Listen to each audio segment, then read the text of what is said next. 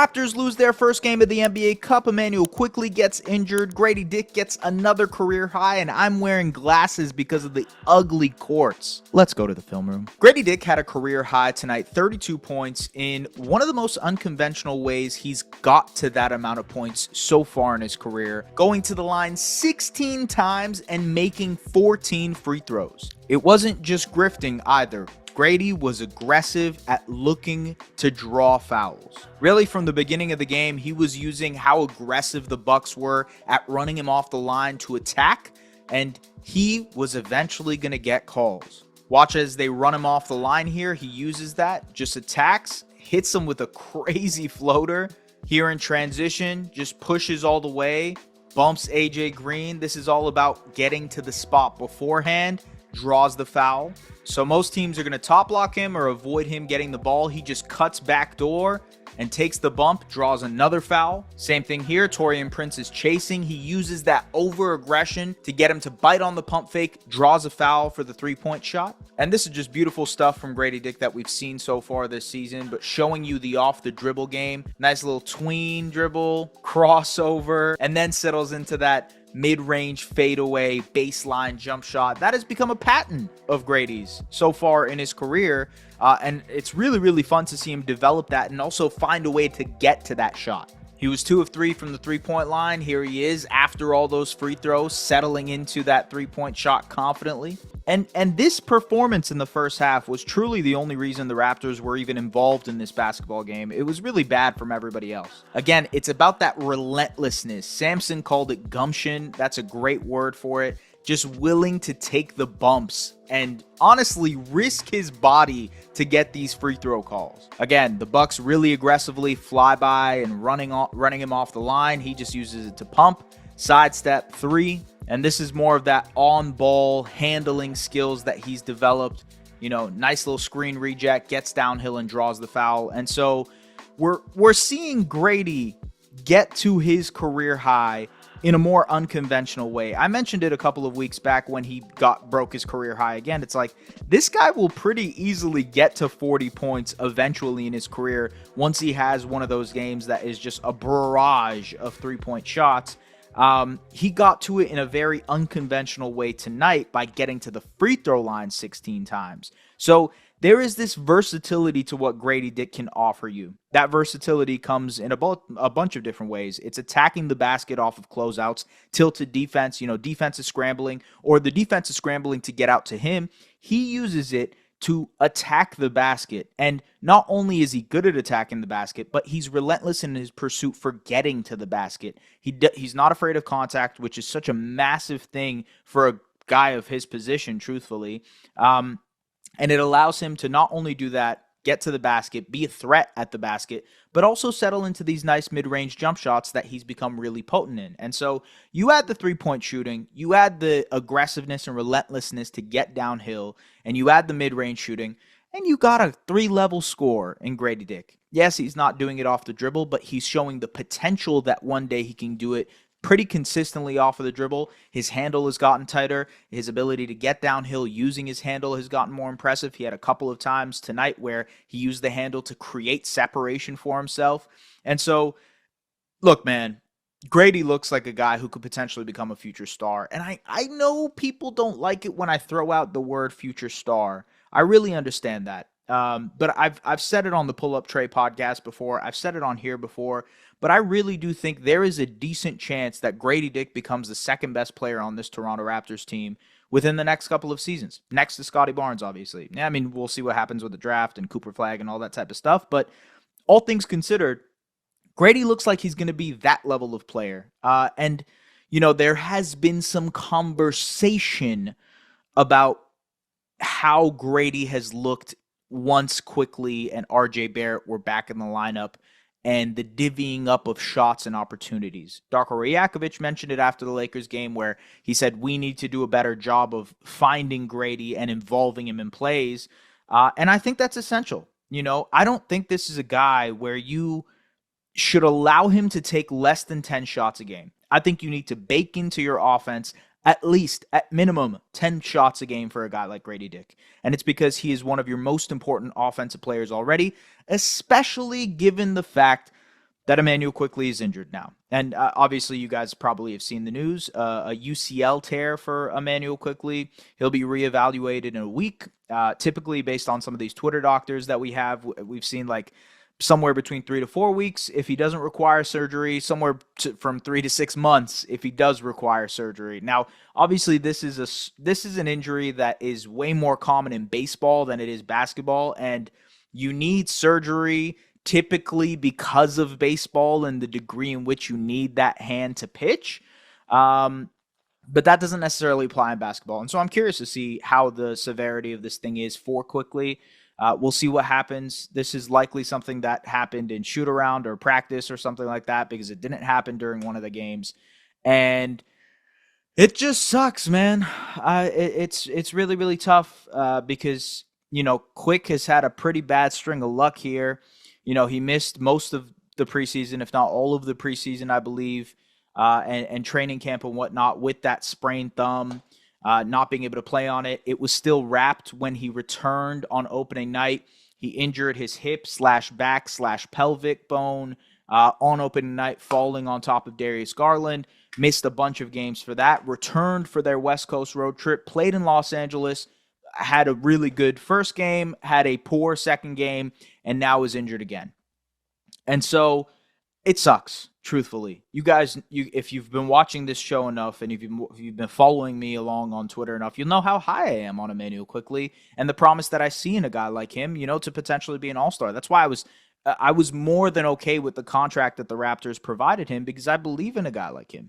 And so for him to have this bad string of luck to start his first full season with the Raptors, it's tough, man. It really is tough. And it's tough for the Raptors, too, who have not got a chance to see their trio of Barrett, Barnes, and Quickley together, and likely won't see that trio until mid-December, maybe late December, depending on what happens with Quickley. Now, Scotty Barnes is likely going to be coming back over the next couple of weeks. We'll see. We'll probably get an update on that next week.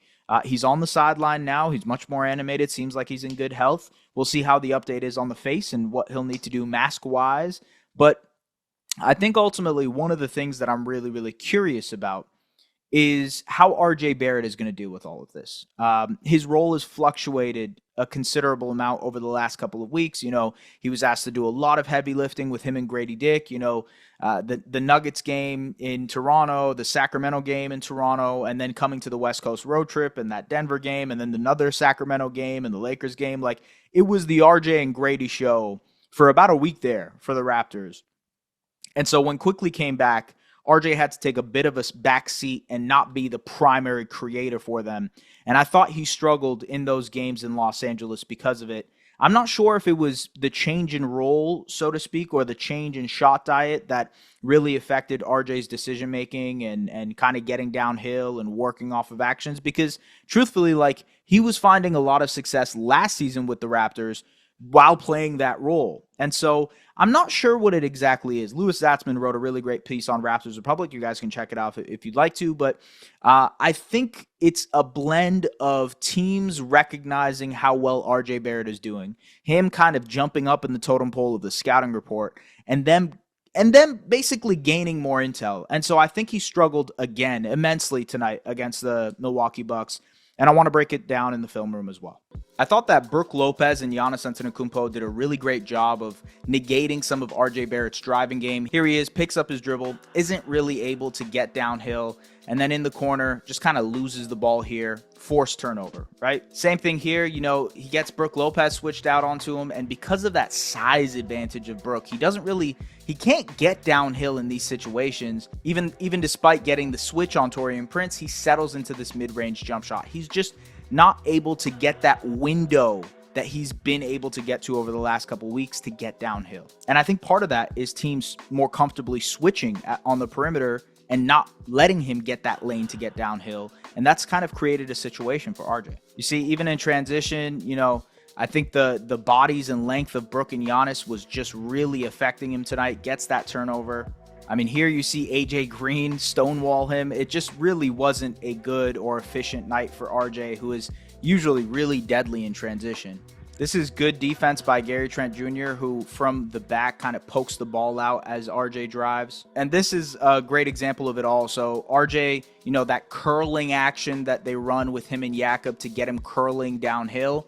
This time, he usually makes this read to Jakob, but instead the length of Brook Lopez really deters him at the basket. He forces it up and gets blocked, and then gets blocked twice on that. Same thing here, gets the inside position in the paint, but again, Giannis and Brook on the inside just absolutely demolished RJ. And so I think it's a twofold problem. One, I think more teams are understanding how to stop the driving game of RJ Barrett. It's switching on the perimeter. It's making things difficult for him, showing length, right? And making things really hard for him at the rim, right? With multiple bodies. And so it's about him forcing the issue a little bit more as a playmaker. I actually thought he did that in the second half. He was doing the wraparound passes to Ochai Agbaji and Jakob Poeltl. They just weren't hitting their shots, truthfully. And so I think that's part of it. But I also think that ultimately, the Bucks were just perfectly prepared for RJ Barrett's game, and they were like, we're just going to take you out of the equation, switch everything on the perimeter, and if you are getting downhill, you're going to see Brook or Giannis, and it's going to be very, very hard for you to score. And so I think it's a bit of both, right? I think teams are game planning for RJ more, recognizing his ability to get downhill. And then on the other side, I just think the Bucks were remarkably well positioned to do it. So am I worried about RJ, who has had admittedly a couple of stinkers here? No, I don't think I'm worried. I think this is part of the developmental process for a guy like RJ Barrett, who needs to figure out his game. And it's not just about figuring out, okay, I'm great at getting downhill and finishing at the basket, using that driving gravity to create plays and make plays for others. But how am I going to manipulate the defense when it's not giving me that option to do that? Right?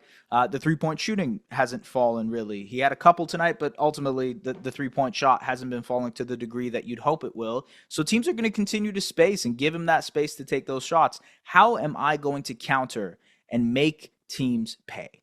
That is development, y'all. Yes, he's going through a slump right now, but I actually think it's a much-needed slump for him. Things were kind of happening a little bit too easy for a guy like RJ Barrett. Everything was clicking for him over the last couple of weeks. I think teams are understanding how to defend RJ Barrett as he's currently playing more. And so it's on him and the coaching staff to figure out easier ways to get him going. That's the ultimate thing with RJ. Last season, towards the end of the season, nobody cared to be playing the Raptors. RJ Barrett could go off if he wanted to, and ultimately, I think a lot of the moments where he did thrive, it was in an environment where it was like, you are the guy, and we're just kind of going to let you cook. To the start of this season, he's been put in a lot of advantageous situations, and he's made the most of it. But I do think that teams are starting to catch on now. And so it's up to him, it's up to the coaching staff to figure it out. That is basically the gist of it. Other news and notes from the Raptors side of things, man, these NBA Cup courts suck. The blue ones specifically suck. The green one isn't any better. If you saw the Celtics-Hawks game, boy, that was tough. But ultimately, I do love that this was a great night in the NBA. It was really exciting. Some crazy finishes between the Hawks-Celtics game and the Pistons-Heat game. And then, obviously even the Raptors game had some interesting moments with Gradey. The Mavs-Warriors game, which is happening right now, and I'm watching on the side, is also crazy with Klay Thompson coming back. So it's just cool that the NBA Cup is happening. I'm a fan of the NBA Cup. Not a big fan of the courts, but I'm a fan of the NBA Cup. And I love high-stakes basketball. So hell yeah, absolutely. Let's do it. Folks, the Raptors now own the worst record in the league. Officially. They have retained that title after losing to the Milwaukee Bucks.